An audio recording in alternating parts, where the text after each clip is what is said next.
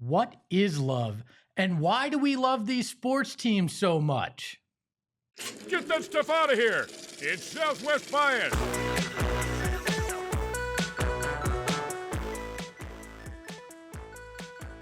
It's Southwest Bias, brought to you by our friends at Branded Bills. Elevate your brand with Branded Bills, the perfect headwear and apparel. Use promo code PHNX to get 20% off your first order. What is love? Baby, don't hurt me. Don't hurt me. No more. Yeah, Hadaway wrote it for their song, but it really sums up how Arizona sports and being a fan feels sometimes. We love these teams so much, and yet we get hurt so often. So why do we keep loving them? That's the question that keeps coming back to me. And honestly, I think it's because of the moment we fell in love with these teams. When we're kids, in most cases, we're impressionable. Or if we become fans of these teams when we're older, there's usually an emotional connection to something in our lives that's going on and how the team helped us. For me, I got suckered into this young. I became a fan in the early 90s of the Cardinals, spending Sundays with my dad, listening on radio to home games because blacked out on TV because there's nobody in the stadium at the time. 25,000 people would go out to Sun Devil Stadium to watch the Cardinals and burn their backside on the metal bleachers. And nobody wound up getting to watch them. Yet even on the radio, listening to Tom Dillon call these home games, I had my imagination captured. The same with the Phoenix Suns in the early 90s. I fell in love with basketball when Charles Barkley came to town in 92. I spent nights listening to Suns games on a old radio in my room because we didn't have cable.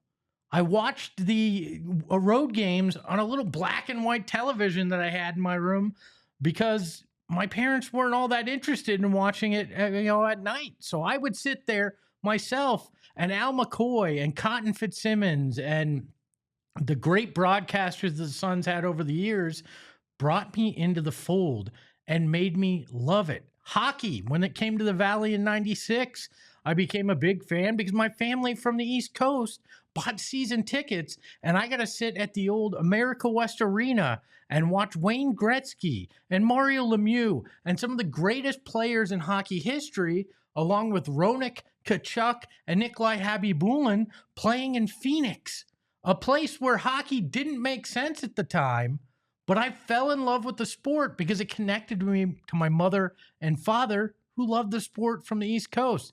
The Diamondbacks came when I was in high school, and I fell in love with going out to the ballpark during the summer and just spending hours there. I'd buy the cheap tickets up in the stands and I'd watch it.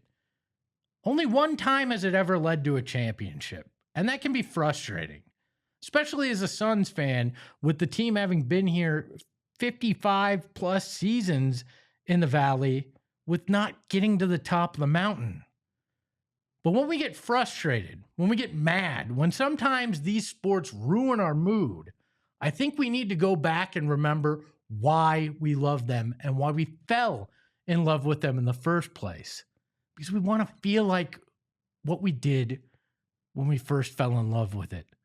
I want to feel like the Purple Gang from Phoenix is back, running the fast break without McCoy calling it. I want to remember Larry Centers in the lineup running for the Cardinals. And I want to remember Jake Plummer scrambling for ASU football and for the Cardinals later on making the playoffs. I want to remember Randy Johnson on the mound throwing pitches that nobody could hit, and Luis Gonzalez hitting bloopers. I want to remember Keith Kachuk scoring goals and Jeremy Roenick saying ridiculous things. I want to remember Charles Barkley being the belle of the ball here in the Valley. That's what made me a sports fan. And that's why at 41 years old, I sit here and talk about it for a living. And I sit there and watch it still every day. We got to remember why we fell in love with it. And the question today is, who is the biggest, most loved athlete of all time in Phoenix. I don't know if you guys have taken a Waymo, but we're talking about love today here on Southwest Bias, and I love Waymo. It's an autonomous vehicle that gets you where you want to go, and you don't have to share the ride with anybody else if you don't choose to. It's super easy. Just download the Waymo One app, hit that you want to get a ride. They're going to come to you.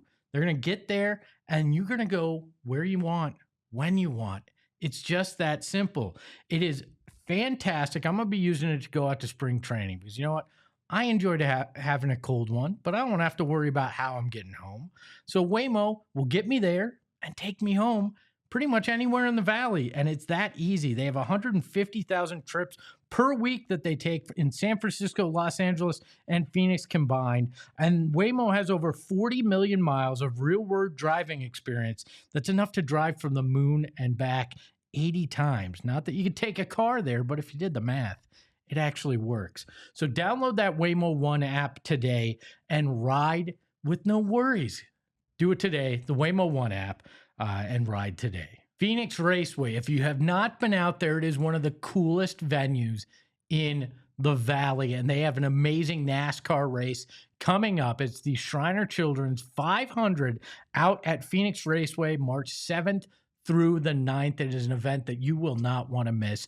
The biggest names in NASCAR will be out there, including NASCAR Cup Series champion Joey Logano. You're going to be able to watch the best in NASCAR going over 200 miles an hour on the 1 mile oval in the foothills of the Estrella Mountains. You're going to want to be there.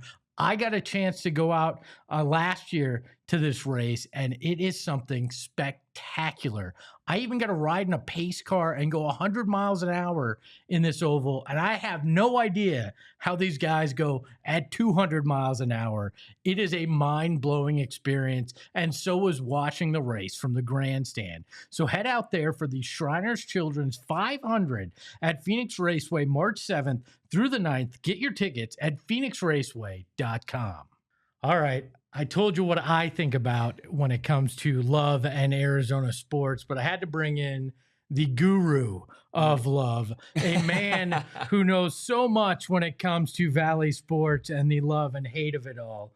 It's Bo Brock. Bo, how are you? I'm good, man. I'm feeling the love from Espo and all of you great people out there. So, yeah, when you asked me to do this, the most beloved Phoenix, Arizona Valley sports figures, had to jump in, had to get my 2 cents. Yeah, I mean, I knew you were gonna know exactly who to go with. I mean, there's a lot going on when you look at people that are loved in Arizona sports. You're a Cardinals guy primarily. We've jammed you into that corner. You know everything, but that's what your focus is. And when I look at Arizona Cardinal guys that come to mind, it's Larry Fitzgerald, Kurt Warner, Pat Tillman, who I think is in a completely different category. Transcends it a bit. Yeah, he's beloved countrywide, obviously. And Jake Plummer are kind of the guys that wind up on the list for me in terms of Cardinals. Is there anybody I'm missing on Cardinals? I mean, Trey McBride might get there. There's a lot of McBrides made. No doubt about it. No doubt about it. I think, former co-host of ours is beloved as well, just not as high profile as those guys. Frank Sanders, I think Anquan Bolden. So many great wide receivers have made their way through the Valley of the Sun. And then you start to look at Budda Baker. I think he is one of those guys that, no doubt about it, people stump for Budda Baker, just the way that he plays and how he was able to kind of be the face of this organization during some very dark times. So Budda Baker's on there, but you can't get away from Larry Legend. Larry Legend just transcends the game of football. He's a guy that eulogized a senator who ran for president at one point. He's a guy that just represents our great state of Arizona. So, Fitz is, I think, the most beloved, no doubt about it. And then someone we talked to on Radio Row, Kurt Warner, you mentioned him. I mean, Kurt Warner is beloved by, I think, the NFL world. You can't kind of find something that you dislike about Kurt Warner. Well, I mean, he did have a major motion picture made about his. That's the only thing I don't love about Kurt Warner. But his story, American compelling. Underdog kind of stuff. But when you look at it, how do those guys rank against the likes of? ASU, I think Cam Scadaboo made the list just because of it, of this last year, as did Kenny Dillingham. Obviously, the D-backs have Luis Gonzalez, Yeah. Corbin Carroll, Randy Johnson, Paul Goldschmidt. The Suns have a million guys. Probably Charles Barkley at the top of the list. And some of those 7 seconds or less guys. Devin Booker might be on it. U of A with the Sean Elliott's, Lute Olson's, Mercury, Diana Taurasi. But do those Cardinals guys rank towards the top of your list, or is there somebody else that kind of stands head and shoulders above everybody else? Because I'll tell you who mine is, but I want to hear where you land. No, I mean, I think Larry Fitzgerald is on the to not get away from a cliche, the Mount Rushmore of Arizona sports. He's right up there, I think, with the Gonzos of the world. You've got Shane Doan when you've got the hockey component, and like Doan is beloved, and it gets lost in the conversation because we lost our hockey team. Yeah, I think his too is so interesting because people claim hockey wasn't all that popular in the desert, which I think is a BS argument, quite frankly. But when you look at it, even non-hockey fans in town know who Shane Doan is. He transcended even his sport and is still popular, even though the team is no longer here. The only thing I kind of hate about this conversation is when you mention Booker. I think the only reason Booker takes flack or is polarizing is because of how he's perceived nationally, because he's a threat to other teams and their success and trying to get there. So like Dallas hates Devin Booker. There are certain fan bases that dislike him. But shouldn't that make you more beloved in your own town? It absolutely should. But obviously we know we live in this melting pot, this transplant city, to where you've got fans just that are your neighbors, that your coworkers. So it's like, I think guys like Doan and Fitz and Warner and all these guys that you can say without a shadow of a doubt everybody loves. It's also because like there's no championships. Yeah. Like they were like, it's easy for those 7 seconds or less Suns and the Cardinals and outside of the 2001 Diamondbacks to be your second favorite team because they weren't really a threat to whatever your favorite team was. So like there is that, but I mean, there's no doubt about it. Locally, who should be your number one Valentine. Who's your number one?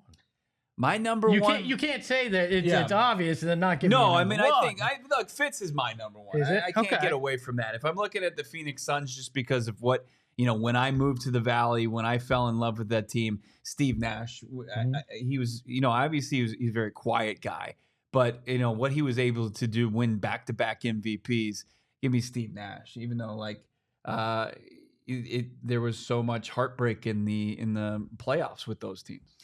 For me, it's Charles Barkley. Yeah. Right? Because when you think of it, okay, he didn't put Arizona and the Valley on the map from a sports perspective, but he really put Phoenix and Arizona on the map from a sports perspective, right? Yeah. To me, that is what 92-93 represents. Is no longer were we a sleepy town, with an NBA team and an NFL team that was middling. No, that was, we're kicking down the door. The national world is going to pay attention to us.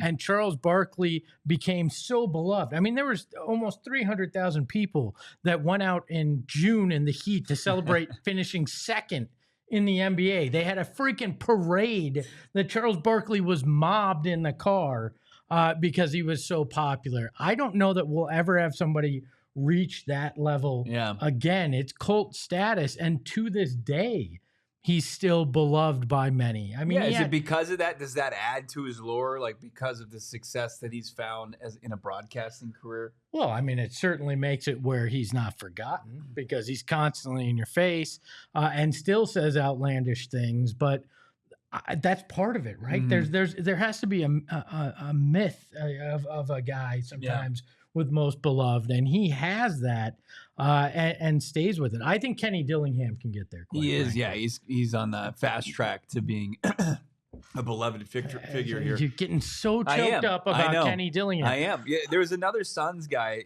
and he spent most of his career here, but I think that you couldn't find somebody in the NBA to say a bad word about him. It's Leandro Barbosa. Okay, so there's another tier of beloved in this town, right? It's the obscure guy, right? The semi-obscure, usually the Larry Centers. Second string kind of guy. Larry wasn't, but he fits that mold. Right. Ron Wolfley turns into a cult hero here. Elliot Perry Sox was a guy like that. You have so many random. I mean, David DeLucci was beloved partially because he was an attractive guy and brought the ladies out to the ballpark. But there's a whole nother level of more obscure guys that are beloved here too. Yeah. I don't know. He kind of became polarizing at the end of his career, but was beloved early on. Eric Burns. Remember Eric Burns had his own show? Hustle. Yeah, fake gnarly hustle, fake hustle. He had his own like Fox Sports Arizona TV show, and then he just didn't hit, and people were like, this is not as cute anymore. But he made every catch look like it was impossible simply because he just dove for no reason, making the routine look impossible. So.